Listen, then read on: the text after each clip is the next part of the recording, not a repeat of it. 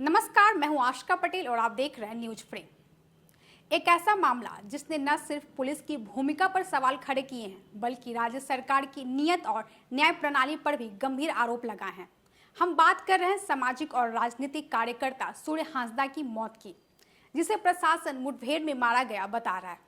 लेकिन विपक्ष के साथ साथ सूर्य का परिवार इसे फर्जी एनकाउंटर करार दे चुका है। लेकिन अब यह मामला बेहद ही संगीन और झारखंड में पनपते गुंडाराज की ओर इशारा कर रहा है। जैसे जैसे दिन बीत रहे हैं, जांच टीमों की रिपोर्ट सामने आ रही है और गोड्डा की पुलिस प्रणाली पर गंभीर सवाल भी खड़े कर रही है। NRHC से लेकर NCST की टीम सूर्य एनकाउंटर की जांच में लगी हुई है और कुछ चौंकाने वाले राज सामने आ रहे हैं जो कि प्रशासन को कटघरे में खड़े करते हुए दिख रहे हैं। दरअसल भाजपा सांसद और पूर्व प्रदेश अध्यक्ष दीपक प्रकाश ने इस मुठभेड़ को पूरी तरह फर्जी बताते हुए दावा किया है कि यह कोई एनकाउंटर नहीं बल्कि पत्थर माफिया दलालों के इशारे पर की गई सुनियोजित हत्या है। कम से कम वहां से अफसरों को हटा करके CID की जांच प्रारंभ कर दी। इसलिए पूरी तरह से मामले को घालमेल करते हुए राज्य की सरकार, एक युवा नेता, एक सामाजिक कार्यकर्ता जो आदिवासियों के हित की लड़ाई लड़ता था, विस्थापितों की लड़ाई लड़ता था और पत्थर माफिया के खिलाफ, कोयला माफिया के खिलाफ संघर्ष करता था। और जब जब वो संघर्ष करता था विस्थापितों के लिए तो एक मुकदमा डाला जाता था। जब वो पत्थर माफिया के खिलाफ लड़ता था तो 2 मुकदमे करता था। जब कोयला माफिया के खिलाफ लड़ता था तो 5 मुकदमे दायर किए जाते थे। इसलिए जो उस पर मुकदमे थे वो समाज के हित में काम करता था, तब उस पर मुकदमे किए जाते थे। और आज तक वो सजा याफ्ता नहीं था, किसी केस में सजा नहीं हुआ था, ना एब्सकॉन्डर था, ना उस पर कोई वारंट था।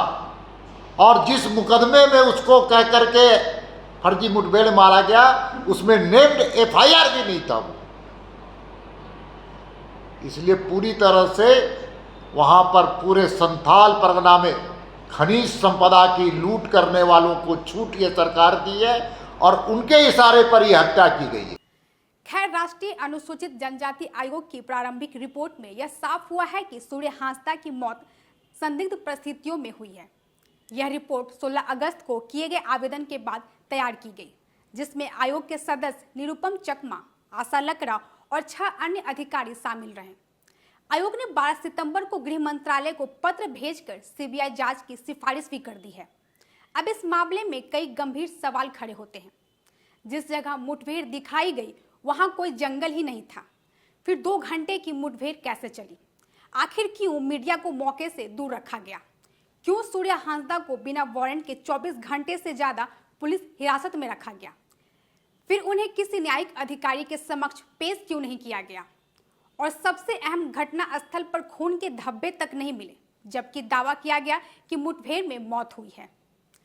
सूर्य हांसदा की मौत पर विपक्ष भाजपा लगातार विरोध कर रही है। सांसद दीपक प्रकाश ने रिपोर्ट के साथ कुछ तस्वीरें साझा की है, जिनमें गोली लगने की जगह पर जलने के निशान और काले धब्बे दिखाई दे रहे हैं। ये सब इस बात की ओर इशारा करते हैं कि मुठभेड़ की कहानी मनगढ़ंत है। हम आपको बता दें कि सूर्य हांसदा एक सक्रिय सामाजिक और राजनीतिक कार्यकर्ता थे। वे झारखंड के संथाल परगना क्षेत्र में पत्थर माफिया और दलालों के खिलाफ मुखर आवाज थे। उनकी यही मुखरता ने उन्हें इन लोगों के निशाने पर ले आई और सत्ता संरक्षण प्राप्त माफियाओं ने उन्हें रास्ते से हटवा दिया। ये आरोप लगातार विपक्ष लगाने में लगी है। अब सवाल यह है, क्या राज्य की CID निष्पक्ष जांच कर पाएगी? दीपक प्रकाश का कहना है कि CID जांच महज लिपापोती होगी और न्याय की उम्मीद उन्हीं से कैसे की जा सकती है जिन पर हत्या का आरोप है। इसलिए मांग की जा रही है कि पूरे मामले की जांच CBI से करवाई जाए ताकि सच्चाई सामने आ सके और दोषियों को सजा मिले। इस पूरे मामले में न सिर्फ पुलिस कार्रवाई पर बल्कि झारखंड की कानून व्यवस्था और लोकतंत्र में विश्वास पर गहरे सवाल खड़े कर दिए हैं। क्या सूर्य हांसदा को न्याय मिलेगा या फिर यह मामला भी वक्त की धूल में दब जाएगा? अभी के लिए इस खबर में बस इतना ही। झारखंड के ज्वलंत मुद्दों को जानने के लिए आप देखते रहिए न्यूज फ्रेम।